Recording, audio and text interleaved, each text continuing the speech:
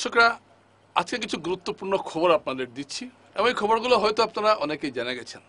খবরটা হলো, যেটা সবার রাজনৈতিক চোখ যেদিকে লক্ষ্মীপুর আসনের দিকে, সেই লক্ষ্মীপুর আসনে কৌশিক রায় 2026 সালের নির্বাচনে বিজেপি মনোনয়ন পেতে পারেন, এটার একটা স্পষ্ট ইঙ্গিত দিলেন মুখ্যমন্ত্রী হিমন্ত বিশ্ব শর্মা।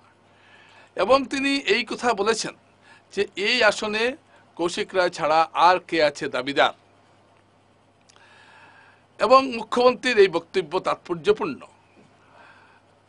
কারণ অনেকদিন থেকেই একটা কানাঘুষা শোনা যাচ্ছিল যে লক্ষ্মীপুর আসনটিতে কৌশিক রায় আছেন, কিন্তু তারপরও রাজদীপ গোয়ালা একজন প্রবল দাবিদার।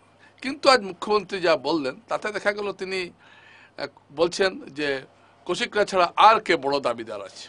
তা আমি এগুলো বলার আগে আপনারা একটু ভিডিওটা শুনে নিন। 3 नेम भी कंफर्म है, कृष्णेंदु भी होगा।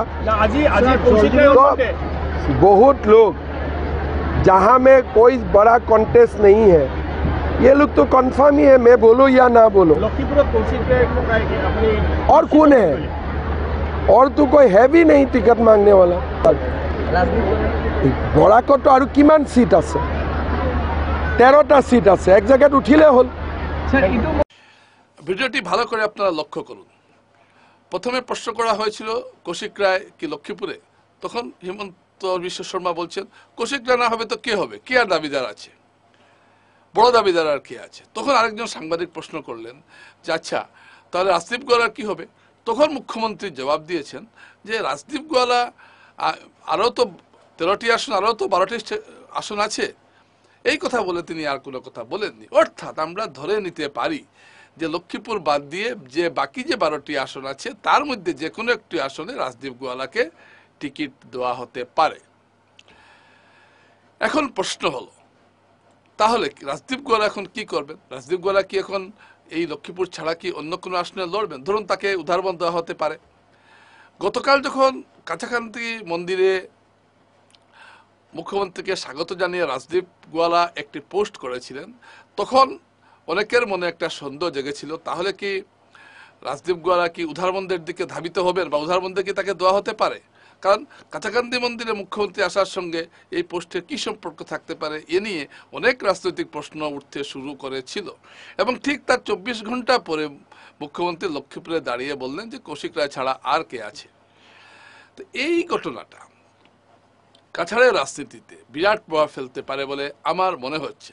কারণ রাজদীপ বলেছিলেন যে তিনি লক্ষ্মীপুর ছাড়া, তিনি লক্ষ্মীপুরই চাইবেন, কারণ লক্ষ্মীপুর কেন্দ্রটিতে তার বাবা দীনেশ প্রসাদ গোয়ালা 5 বার বিধায়ক ছিলেন, তিনি নিজে 2 বার বিধায়ক ছিলেন। 2020 সালে তিনি কংগ্রেস ছেড়ে বিজেপিতে যোগ দিয়েছিলেন এবং 2021 সালে তাকে টিকিট দেওয়া হয়নি, বলা হয়েছিল পরবর্তীতে দেওয়া হবে। এবারেও তিনি টিকিট চাইছেন। এখন তাকে হয়তো বলা, মুখ্যমন্ত্রীর কথায় যা বুঝলাম, হয়তো বলা হতে পারে রাজদীপ তুমি আপাতত লক্ষ্মীপুর বাদ দাও, তুমি উধারবন্দে বা বড়খোলা বা যে কোনো শিলচর যে কোনো একটা জায়গায় তুমি খেলো, জিতিয়ে আনার দায়িত্ব আমাদের। এই কথা হয়তো মুখ্যমন্ত্রী তাকে বলতে পারেন। এখন প্রশ্ন হলো, মুখ্যমন্ত্রী এই কথা বলার পর কি রাজদীপ গোয়ালাটা মেনে নেবেন? আপনি আমার শোতে অনেকদিন বলেছি যে রাজদীপ গোয়ালা বারবার একটা কথা বলছেন, তিনি লক্ষ্মীপুর ছাড়বেন না, কারণ লক্ষ্মীপুরের সঙ্গে তার বাবার পারিবারিক ঐতিহ্য জড়িত রয়েছে, সেই লক্ষ্মীপুর আসন তিনি ছাড়বেন না। এখন বিজেপি তো এই আসনে 2জনকে টিকিট দিতে পারে না, তাহলে কি হতে পারে, সম্ভাব্য কি হতে পারে? হয়তো রাজদীপ বিজেপি ছাড়তে পারেন, কংগ্রেসে যোগ দিতে পারেন বা নির্দল খেলতে পারেন, কংগ্রেসে যোগ দেওয়ার সম্ভাবনাই হয়তো প্রবল, অথবা তিনি মুখ্যমন্ত্রীর কথা মতো কোনো একটা আসনে লড়তে পারেন। কিন্তু কোন আসনে লড়বেন? বাকি যে আসনগুলো আছে সেগুলো কোনোটাতেই তো রাজদীপের তেমন জনসংযোগ নেই। একটা জায়গায় লড়তে গেলে 5-6 বছর একটা জনসংযোগ থাকা প্রয়োজন। মানলাম যে রাজদীপকে উদাহরণ দেওয়া হলো, শুধুমাত্র বিজেপির সিম্বল বলেই কি উদাহরণদের মানুষ রাজদীপ গোয়ালাকে ভোট দিয়ে দেবেন? বা ধরে নিলাম চা শ্রমিক অধ্যুষিত বড়খোলা আসনে রাজদীপ গোয়ালাকে প্রার্থী করা হলো, তাহলেও সেখানেও কি সম্ভব? কারণ বহু এলাকায় তার কোনো যোগাযোগই নেই। শুধুমাত্র বিজেপি প্রার্থী বলে কি তাকে কি বড়খোলার মানুষ জিতিয়ে দেবেন? অথবা ধরে নিলাম তাকে শিলচরে তো দেওয়ার প্রশ্নে ওঠে না, আর কোনো জায়গায় নেই দেওয়ার। আর হয়তো অনেকে বলছিলেন পাথারকান্দিতে অনেক দাবিদার আছেন, কৃষ্ণেন্দু পাল নিজে আছেন, চা শ্রমিক অধ্যুষিত আরেকটা আসন রয়েছে পাথারকান্দি, কিন্তু সেখানেও তো দাবিদার আর কেউ নেই, কৃষ্ণেন্দু পালের নাম তো আজকে মুখ্যমন্ত্রী বলে দিলেন।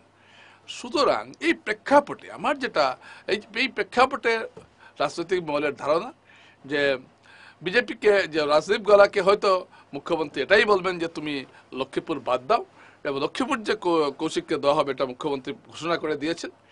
অনেকে বলতে পারেন যে রাজনীতির এইসব ঘোষণার কোনো দাম থাকে না, হয়তো পরবর্তীতে এটা এখনো নির্বাচনের 5-6 মাস বাকি, পরবর্তীতে হয়তো এসব পরিবর্তন হতে পারে, কিন্তু আমার মনে হয় না। এটা প্রকাশ্য জনসভায় দাঁড়িয়ে, শুধু এখানেই নয়, মুখ্যমন্ত্রী জনসভায় বলছিলেন, বিভিন্ন প্রকল্প ঘোষণার পর লক্ষ্মীপুরের জনসভায় বলছিলেন যে আপনারা কি কৌশিক রায়কে ভোট দেবেন?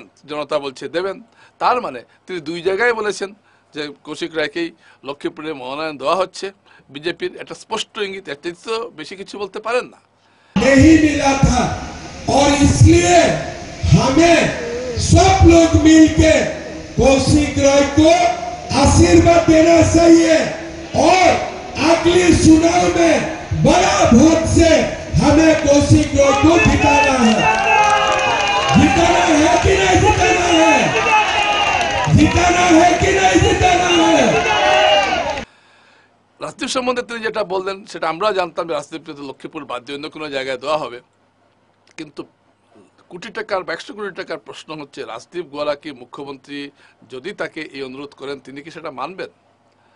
রাজদীপ গোয়ালা বলেছেন যে, রাজদীপ গোয়ালা অনেকবারই আমরা জিজ্ঞেস করেছিলাম, তিনি বলেছেন এরকম কোনো সিচুয়েশন না হলে আমি কিছু বলবো না। কিন্তু আজকে এটা বলার পর রাজদীপ গোয়ালা যদি মুখ না খুলেন বা তিনি যদি না বলেন যে আমি কি করতে যাচ্ছি, তাহলে ধরে নেওয়া হতে পারে যে তিনি মুখ্যমন্ত্রীর কথা মতো 13টি আসনের যে কোনো একটিতেই লড়তে পারেন, অথবা এর পরবর্তী যে বিকল্প থাকতে পারে সেটা হলো তিনি হয়তো কংগ্রেসে বা অন্য কোনো দলে যোগ দিতে পারেন। কংগ্রেসে যোগ দেওয়ার একটা কথাবার্তা কংগ্রেস মহল থেকে প্রচার করা হচ্ছে। আমি এটা রাজদীপ গোয়ালাকে জিজ্ঞেস করেছিলাম যে আপনি কি এরকম কোনো কথাবার্তা চলছে? রাজদীপ গোয়ালা বলেছেন না, এরকম কোনো কথাবার্তা নেই, কথাবার্তা এখনো হয়নি। তবে এই বিষয়টা কাছাড়ের রাজনীতির জন্য অত্যন্ত গুরুত্বপূর্ণ, কারণ রাজদীপ গোয়ালা আপনারা জানেন অত্যন্ত, রাজদীপ গোয়ালা যদি লক্ষ্মীপুরে প্রতিদ্বন্দ্বিতা করেন, আমি ধরে নিলাম যে রাজদীপ গোয়ালা মুখ্যমন্ত্রীর কথা মতো 13টি আসনের মধ্যে কোনোটিতেই লড়তে চাইলেন না, তাকে তখন তিনি হয়তো লক্ষ্মীপুরে কংগ্রেস টিকিটে বা অন্য কোনো দলের টিকিটে নির্বাচনে লড়লেন। এতে কি বিজেপির অসুবিধা হবে? কৌশিক রায় বিভিন্ন মহলে বলেছেন এতে কোনো অসুবিধা হওয়ার কথা নয়, কিন্তু একটা না একটা অসুবিধা হওয়ার সম্ভাবনা আছে, কারণ রাজদীপ বরাক চা শ্রমিক ইউনিয়নের সাধারণ সম্পাদক এবং তার বাবা, তার পারিবারিক সূত্রে লক্ষ্মীপুর এলাকায় একটা তাদের প্রভাব রয়েছে চা বাগান অঞ্চলে। সুতরাং খুব একটা যে এতে একেবারে যে ক্ষতি হবে না বা একেবারে যে নিষ্কণ্টক হয়ে যাবে বিজেপি রাজদীপ দাঁড়ালেও, এটাও ভাবা কিন্তু ভুল হবে বা একটু অহংকারী মনোভাব হয়ে যাবে, কারণ প্রতিযোগিতা হওয়া বা কন্টেস্ট হওয়ার কিন্তু সম্ভাবনা রয়েছে, এটাও কিন্তু মনে রাখতে হবে। তাই মুখ্যমন্ত্রীর আজকের এই বক্তব্য বরাকের রাজনীতিতে একটা টালমাটাল পরিস্থিতির সৃষ্টি করেছে, অনেক বিতর্কের সূচনা করেছে, অনেক জল্পনার সূচনা করেছে। আমরা এখন দেখব যে আগামীতে এই বিষয়ে কি হয়। নমস্কার।